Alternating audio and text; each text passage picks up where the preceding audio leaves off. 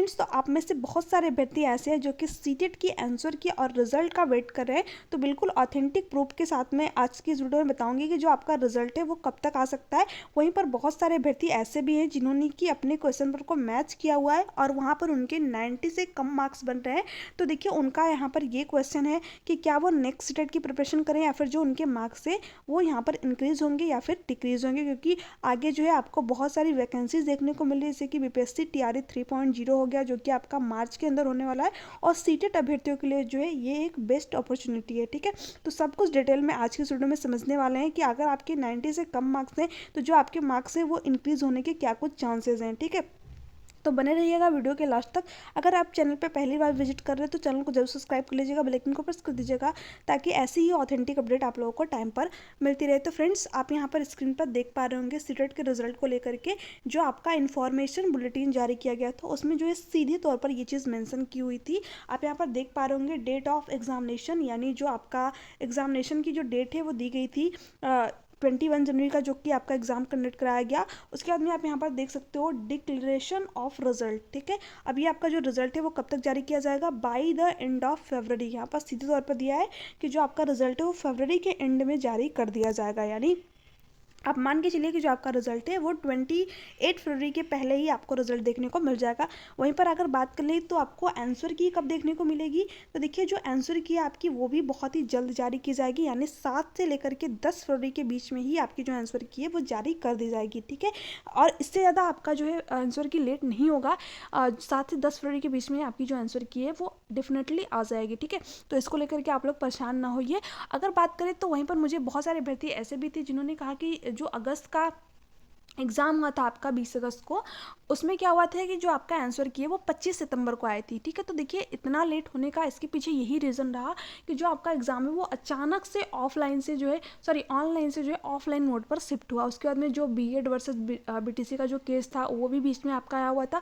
तो कहीं ना कहीं कुछ रीज़न थे जिसकी वजह से जो आपकी आंसर की है उस टाइम लेट जारी की गई थी। ठीक है, यानी 20 अगस्त को आपका एग्ज़ाम हुआ था, बट ये जो आपकी आंसर की आई थी वो आई थी 25 सितंबर को। ठीक है, तो यहाँ पर ऐसा नहीं होगा, जो आपकी आंसर की है वो बहुत ही जल्द जारी की जाएगी, यानी 21 को आपका एग्जाम हुआ है तो 10 से 15 दिन में जो आपकी आंसर की है वो आ जाती है। तो यहाँ पर आप मान के चलिए आज 2 फरवरी है और आपका जो आंसर की है वो 7 से लेकर के 10 फरवरी के बीच में ज़्यादा से ज़्यादा आ जाएगी, उससे पहले भी आपको देखने को मिल सकती है। ठीक है, तो ये तो हो गई आपके आंसर की और रिजल्ट को लेकर के।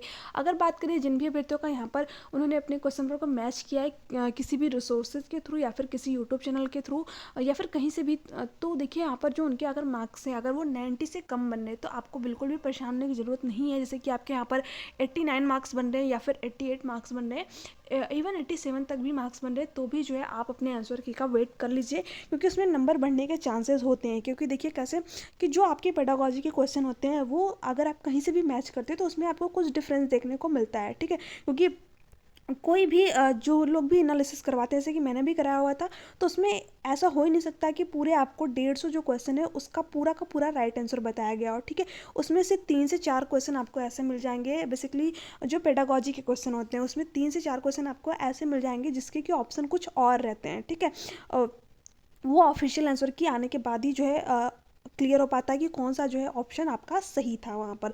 तो ये जो है आपको यहाँ पर 3 से 4 नंबर जो है डिफरेंसेस देखने को मिलते हैं। साथ ही साथ सीबीएसई के द्वारा भी कुछ गलतियाँ की जाती है, जैसे कि जो क्वेश्चन होते हैं उसका या तो आंसर वो सही नहीं देंगे या फिर कुछ चीज़ें 1 से 2 क्वेश्चन में आपको देखने को मिल जाएंगी, जैसे कि जो आंसर की आती है आप देख लीजिएगा हर बार के आंसर की में ऐसा रहता है कि आपको किसी न किसी ऑप्शन में जेड देखने को मिल जाएगा। तो इसका मतलब ये क्या होता है, ये सभी को कॉमन मार्क्स मिलते हैं। ठीक है, तो अगर ऐसे ही अपने आपके जो आंसर की है उसमें भी 1-2 ऑप्शन में आपको जेड देखने को मिल गया है तो यहाँ पर भी आपके जो नंबर है वो 1 से 2 नंबर इंक्रीज हो जाते हैं। ठीक है, और एक चीज़ आपकी और भी आपके आंसर की में देखने को मिलती है, आपने देखा ही होगा जो 20 अगस्त की आंसर की आई थी आपकी, उसमें क्या होता है कि जो आपके ऑप्शन होते हैं, ठीक है, उसमें कहीं कहीं पर आपको 3-4 देखने को मिल जाएगा, 2 और 1 देखने को मिल जाएगा, 1 और 2 देखने को मिल जाएगा।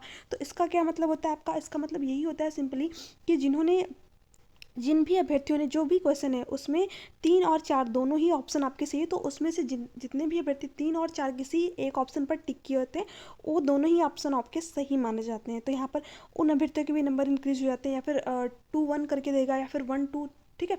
तो इन दो ऑप्शन वहाँ पर दिए रहते हैं, ठीक है, उसमें से अगर आपने किसी भी एक ऑप्शन पर टिक किया रहता है तो वहाँ पर भी आपके नंबर जो इंक्रीज़ हो जाते हैं, ठीक है।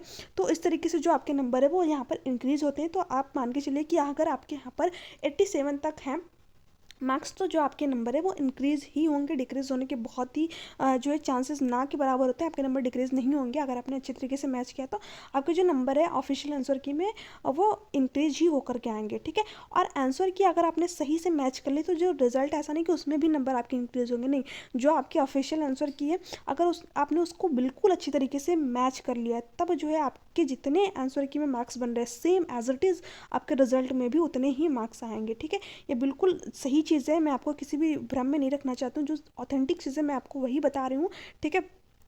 देखिए हाँ, आपके नंबर जो है बढ़ने के चांसेस कब रहते हैं, जब क्वेश्चन जो सीबीएसई के द्वारा दिए जाते हैं, जैसे आंसर की आपके आगे, उसके बाद में अभ्यर्थियों के द्वारा कुछ क्वेश्चन चैलेंज किए जाते हैं। उस पर क्या होता है, पर क्वेश्चन आपको यहाँ पर 1000 रुपये पेमेंट करने पड़ते हैं। तो वहाँ पर अगर सीबीएसई के द्वारा माना जाता है कि जो क्वेश्चन अभ्यर्थी के द्वारा चैलेंज किया गया है वो जो है ऑथेंटिक है, अभ्यर्थी के पास उस चीज़ का प्रूफ भी है, तब यहाँ पर उनके द्वारा जो है एक्सेप्ट किया जाता है। वैसे तो इतने सालों में अगर बात करें तो कभी भी सीबीएसई के द्वारा जो भी अभ्यर्थियों के द्वारा क्वेश्चन चैलेंज किए गए हैं उन पर कभी भी वो एक्सेप्ट नहीं किया है। जो है 1000 रुपये जो पेमेंट करते अभ्यर्थी, मुझे तो लगता है वो बेकार ही जाता है। तो अगर आपको लगता है आपके पास बिल्कुल ऑथेंटिक प्रूफ है तभी जो है आप चैलेंज करिएगा, मतलब अदरवाइज़ कोई मतलब नहीं निकलता है, क्योंकि बहुत सारे अभ्यर्थी हैं जो कि हर बार ही करते हैं ऐसा। तो फिर भी अगर आपके पास ऑथेंटिक प्रूफ है, ठीक है, सब कुछ सही है, अगर आप उस क्वेश्चन को अच्छी तरीके से देख लिए, सब कुछ ऑथेंटिक प्रूफ है, एनसीईआरटी की बुक है, क्योंकि एनसीईआरटी ही प्रेफर करते हैं ये लोग, तभी आप जो है उस क्वेश्चन को चैलेंज करिएगा, ठीक है। नहीं तो क्वेश्चन चैलेंज करने का कोई मतलब नहीं है। और अकेले आप ये मत सोचिएगा कि आप ही जो है क्वेश्चन चैलेंज कर ले, आप कोशिश करिएगा 3 से 4 लोग जो है मिल करके एक क्वेश्चन को चैलेंज करें, जिसमें कि आपका क्या होगा, पेमेंट भी थोड़ा सा कम लगेगा और जितने भी अभ्यर्थियों का डाउट रहेगा वो यहाँ पर क्लियर हो जाएगा।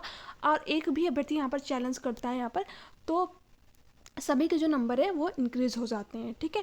तो ऐसा नहीं कि जो अभ्यर्थी चैलेंज करेगा उसी का नंबर इंक्रीज़ होगा, नहीं, सभी अभ्यर्थियों के जो है नंबर इंक्रीज़ होते हैं अगर उस क्वेश्चन को जो सीबीएसई के द्वारा एक्सेप्ट कर लिया जाता है तो, ठीक है।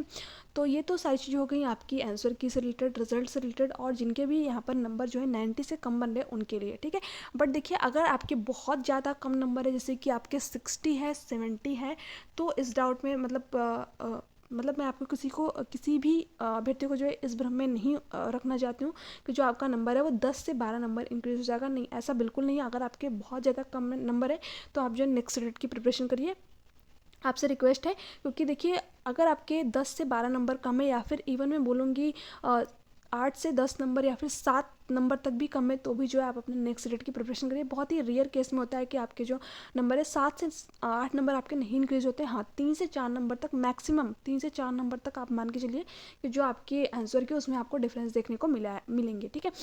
बट अगर आपने सही तरीके से क्वेश्चन पेपर को मैच किया हुआ है तो, ठीक है। वैसे अगर आपके जो, क्योंकि बहुत सारे अभ्यर्थी ऐसे जो कि क्वेश्चन पेपर को मैच करते हैं उनको पता ही नहीं रहता है कि उन्होंने हमारे में कौन सा ऑप्शन टिक किया हुआ है, ठीक है।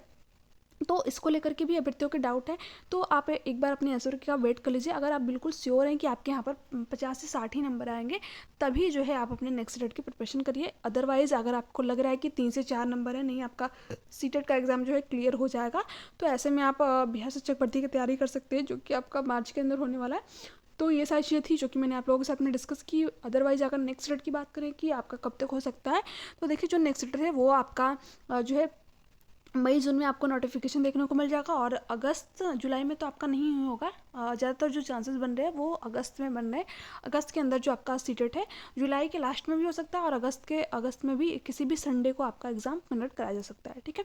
तो ये सारी चीज़ें थी जो कि मैंने आप लोगों के साथ में डिस्कस की। वीडियो अच्छी लगी तो चैनल को सब्सक्राइब कीजिएगा, बेल आइकन को प्रेस कर दीजिएगा, ताकि ऐसी ही ऑथेंटिक अपडेट आप लोगों को टाइम पर मिलती रहे। आपकी कोई भी डाउट हो, कोई भी क्यूरीज हो, तो आप नीचे कमेंट सेक्शन में कमेंट करके पूछ सकते हो। Thank you so much. मिलते हैं आपसे नेक्स्ट वीडियो में, तब तक के लिए बाय बाय, टेक केयर।